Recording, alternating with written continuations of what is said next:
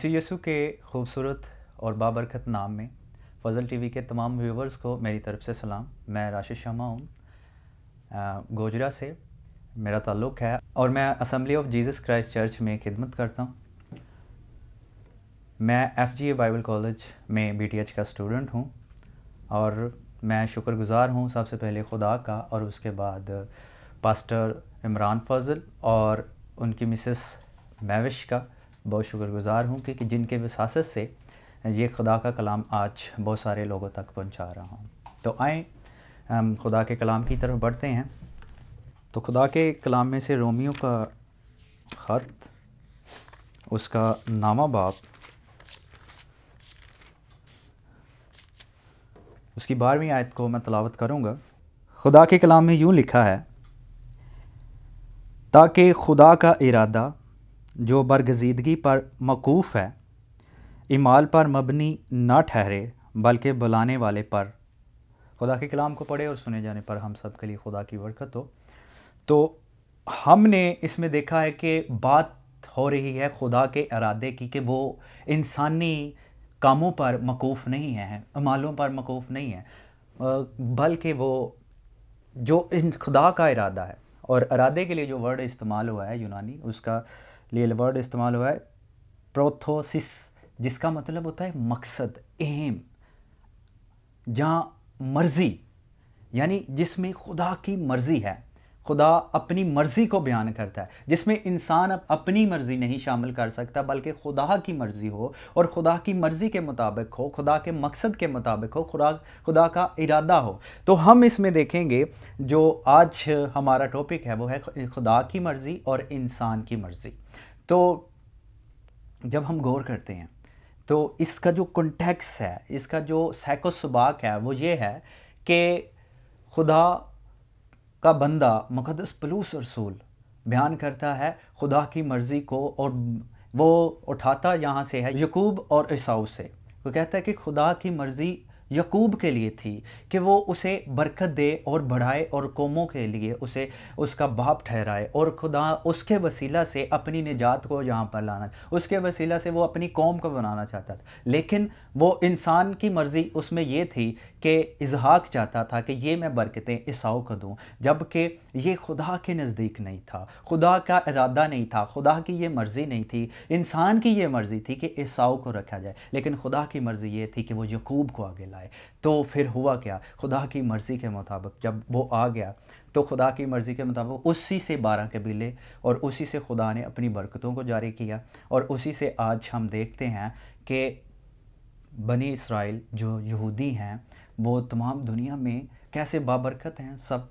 तो इसका मतलब ये हुआ कि एक खुदा की जो मर्ज़ी है, हम उसके मुताबिक अगर चलें तो ताहयात हम बाबरकत रहेंगे। अगर खुदा की मर्ज़ी में आप डॉक्टर बनना चाहते हैं तो खुदा की मर्ज़ी ये है कि अगर आप डॉक्टर बनना चाहते हैं तो आप डॉक्टर ही बनेंगे। अगर खुदा की मर्ज़ी ये है कि आप इंजीनियर बने तो फिर आपको कोशिश करने की ज़रूरत नहीं कि आप साइकिल ठीक करने वाले बने। आपको ज़रूरत है कि आप सिर्फ़ और सिर्फ इंजीनियर पर गौर करें, क्योंकि खुदा की मर्ज़ी आपके लिए। अगर खुदा आपको पास्टर बनाना चाहता है तो मुबशर बनने की ज़रूरत नहीं है, बल्कि खुदा आपको एक पास्टर की तरह इस्तेमाल करना चाहता है, तो पास्टर की तरह खिदमत आपसे लेगा।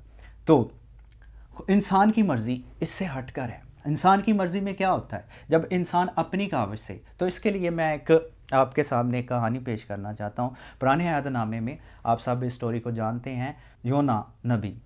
जब हम उस पर गौर करते हैं तो खुदा उसके लिए एक मर्ज़ी रखता है, खुदा उसके लिए एक इरादा रखता है कि वो जाए और निनवा के लोगों को जाकर खुदा का कलाम सुनाए, उस हलाकत से जिसके सबब से वो हलाक होने वाले थे बचाए। तो खुदा उसके लिए ये पर्पस रखता था, ये उसका इरादा था। लेकिन वो क्या करता है, अपनी मर्ज़ी बीच में ले आता है। वो कहता है कि मैं उस जगह पर नहीं जाऊंगा क्योंकि वहाँ पर जो लोग हैं वो मुझे पकड़ेंगे और मैं उनके सामने टिड्डियों की मानद पकड़ेंगे और मुझे हलाक कर देंगे। लेकिन वो खुदा की मर्ज़ी के मुताबिक नहीं था, इंसान की मर्ज़ी से। वो खुदा की मर्ज़ी पर चलने के बजाय वो वहाँ से हट जाता है और एक तरसीस की तरफ चला जाता है, दूसरी तरफ वो चला जाता है। तो खुदा उसे कुछ नहीं कहता, जाने देता है। फिर समुद्र में एक जगह ऐसी आती है जहाँ पर जाकर तूफ़ान उठता है, तो वहाँ पर सब लाजवाब हो जाते हैं।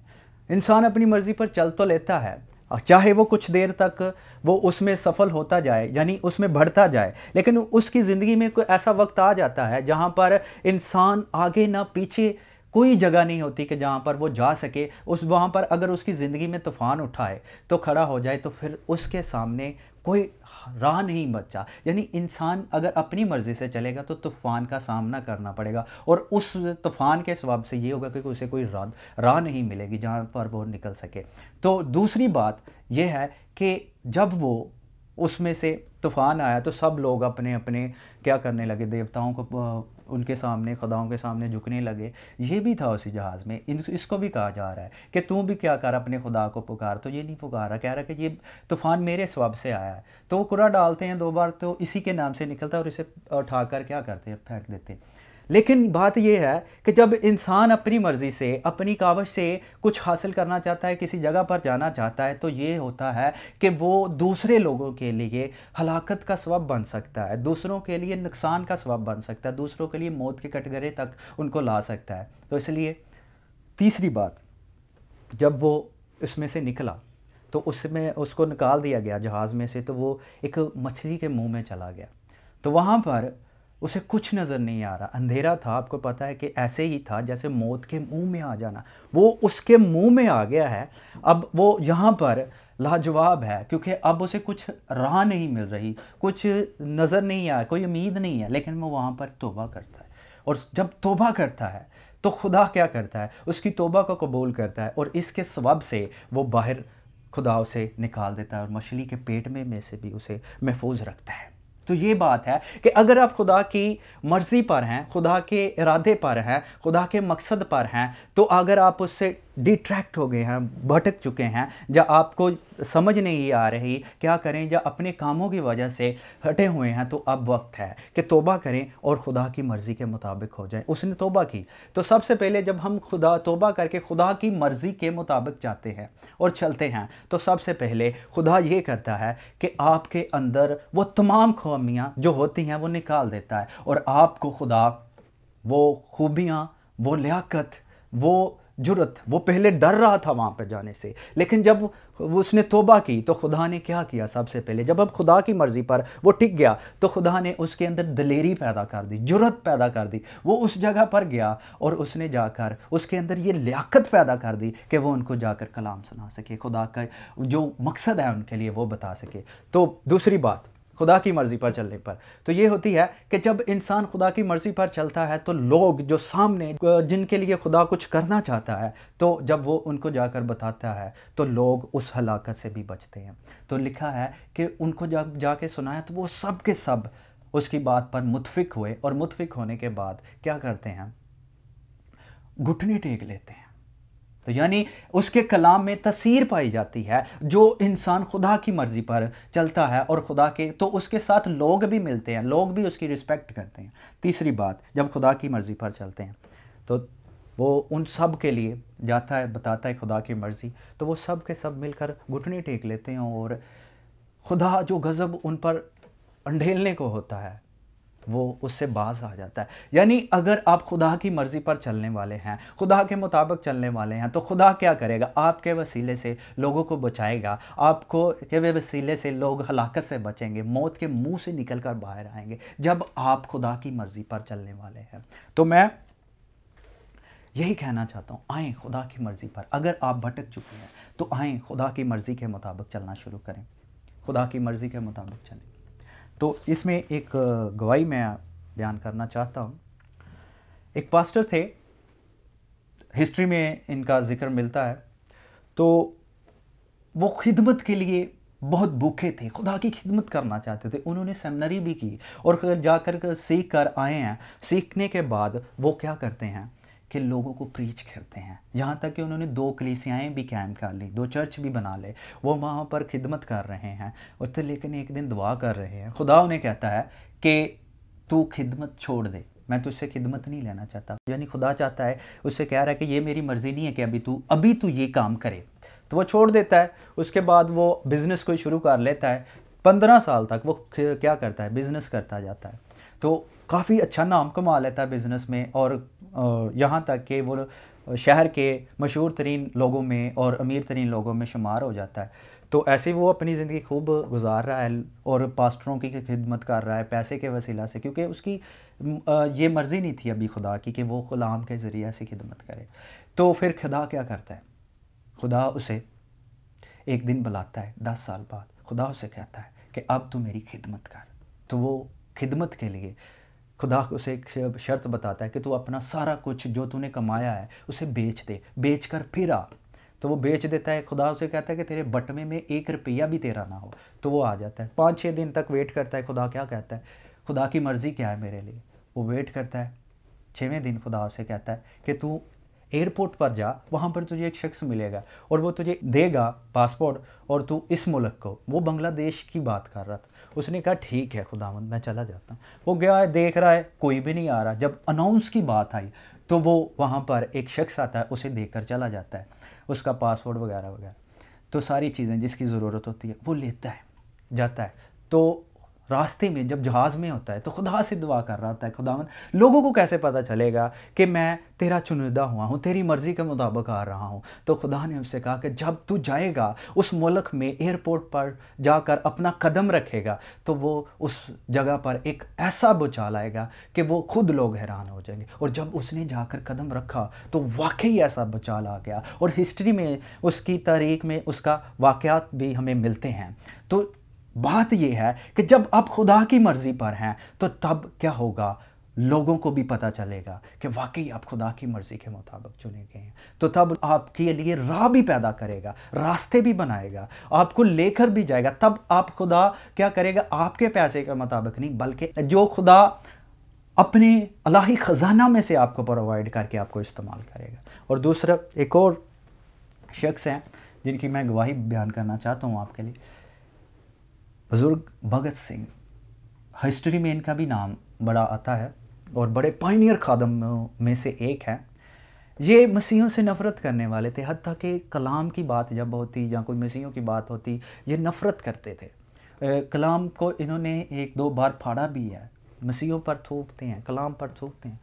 ये इंग्लैंड में चले जाते हैं, वहाँ पर जाकर क्या करते हैं, बाहर जाकर स्टडी करते हैं। तो स्टडी के साथ ये खुदा के कलाम को भी वहाँ पर पढ़ना शुरू करते हैं।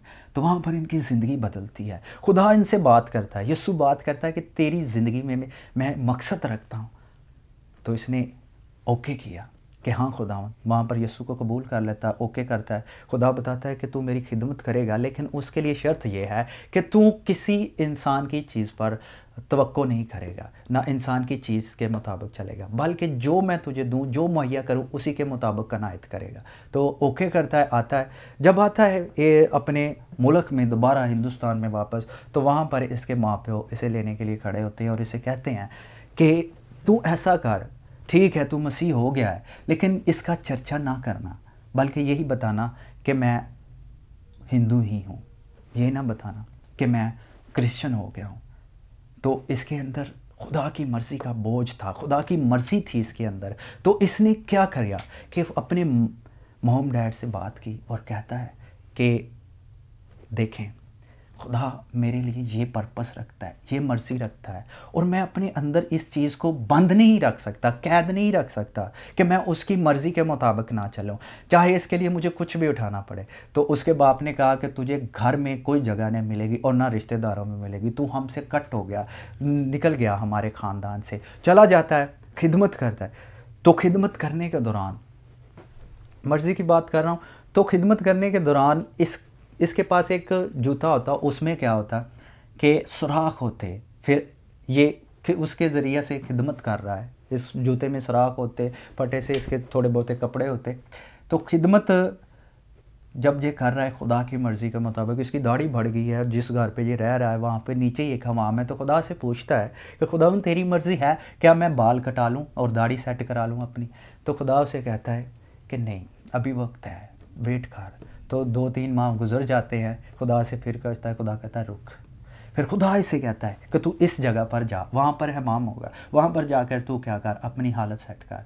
तो वहाँ पर वो उसे जाकर अपनी हालत सेट करा रहा होता है, साथ में यीशु की गवाही दे रहा होता है। और जब यीशु की गवाही देता है तो उस हमाम की ज़िंदगी बदल जाती है और वो यीशु को कबूल कर लेता है। तो यानी जब इंसान खुदा की, अगर कोई खादम है, कोई भी है, इंसान की जो मर्ज़ी है उसके मुताबिक नहीं बल्कि खुदा की मर्ज़ी के मुताबिक चलता है, खुदा के पर्पज़ के मुताबिक चलता है, खुदा के मकसद के मुताबिक चलता है, तो खुदा क्या करता है, उसकी ज़िंदगी में ऐसे मोजज़े पैदा करता है कि उसके वसीले से लोगों की ज़िंदगियां बदलती हैं, लोग बदलते हैं, लोग खुदा की तरफ आते हैं। तो मैं आज आपसे यही कहना चाहता हूँ कि आएँ, अगर आप खुदा की मर्ज़ी पर हैं, खुदा के पर्पस पर हैं, खुदा के मकसद पर हैं, तो आएँ, अब यीशु के पास आएँ और देखें कि क्या हम खुदा के मकसद से हटे हुए तो नहीं हैं। जब हम खुदा के मकसद को, खुदा की मर्ज़ी को पूरा नहीं कर रहे, तो अब वक्त है, गौर कर लें, क्योंकि ये वक्त है जब आप तौबा करेंगे। अगर आप ये समझ रहे हैं कि मेरे अंदर तो वो खूबी नहीं है जिसके वसीला से मैं ये खिदमत कर सकूं, तो मेरी बात सुन लें, खुदा हर चीज़ में जो कादर है वो आपके अंदर वो खूबी भी, वो लियाकत भी पूरी करेगा, वो पैदा कर देगा जिसके वसीला से आप खुदा की खिदमत करेंगे। तो अब वक्त है, अपने आप को खुदा के हुजूर लाएं और तौबा करें और मकसद की तरफ आएं। खुदा का पर्पस जो है उसको अपने आप पर ले लें, तो आप लोगों की ज़िंदगियां बचाने के लिए मुकर्रर किए जाएंगे, तो आप लोगों को हलाकत से बचाने वाले बन जाएंगे। तब आप कलाम करेंगे, लोगों की ज़िंदगियां बदलेंगी, तब आप लोगों के ऊपर अगर दुआ भी करेंगे, शिफाएं भी होंगी, सब कुछ लोगों के लिए बरकत का वसीला बन जाएंगे। तो ये मेरी आप सबसे यही गुजारिश है कि आए, खुदा की मर्ज़ी के मुताबिक चलें। तो मैं आपके लिए दुआ करना चाहता हूँ। ऐ नहायत बुज़ुर्ग आसमानी पिता, तो जो कदूस है, रब्बुल अफ़वाज है, तेरा शुक्र करता हूँ, तेरी तारीफ़ और तेरी तमजीद करता हूँ, क्योंकि तू ही तारीफ़ और तमजीद और बुज़ुर्गी और सताइश के लायक है। ए खुदावंद, अपने फ़ज़ल को, अपने करम को जारी कर, और ए खुदावंद, इन लोगों को जिन जिन तक है खुदावंद ये तेरा कलाम पहुँचे, उनके ऊपर अपनी मर्ज़ी आया कर। अगर तो तेरी मर्ज़ी से हट गए हैं खुदावंद, तो मिन्नत करता हूँ कि उन्हें तौफीक बख्श के खुदावंद वो दोबारा तौबा करके तेरी मर्ज़ी के मुताबिक है खुदावंद वो चलें, और है खुदावंद नैनमा के लोगों की तरह खुदावंद वो लोगों को बचाए कि जैसे उनको खुदावंद तेरा बंदा यूना बचाता है, उनमें प्रीच करता है। तो खुदावंद जैसे तेरा बंदा बुज़ुर्ग भगत सिंह है खुदावंद कलाम सुनाता है, तो लोगों की ज़िंदगियाँ तब्दील होती हैं, और है खुदावंद उसके पास कुछ नहीं होता, तो खुदावंद तू अपनी इलाही कुदरत से मुहैया करता है। तो खुदावंद मिन्नत करता हूँ, आज अपने आसमानी दरीचों को खोल, और है खुदावंद इन पर अपने खुदावंद उस मर्ज़ी को यहाँ कर दे जो है खुदावंद तू इनकी ज़िंदगी में रखता है। अगर है खुदावंद किसी अच्छी पोस्ट पर इनको लेकर जाना चाहता है, तो मिन्नत करता हूँ कि खुदावंद अपनी कुदरत के वसीला से आज है खुदावंद उन पर यहाँ कर, उन्हें एबिलिटी पैदा कर, उनके अंदर ये काबिलियत पैदा कर कि खुदावंद वो तेरी मर्ज़ी के मुताबिक चल सकें। ये सब कुछ मांगते हैं यीशु के नाम में, आमीन।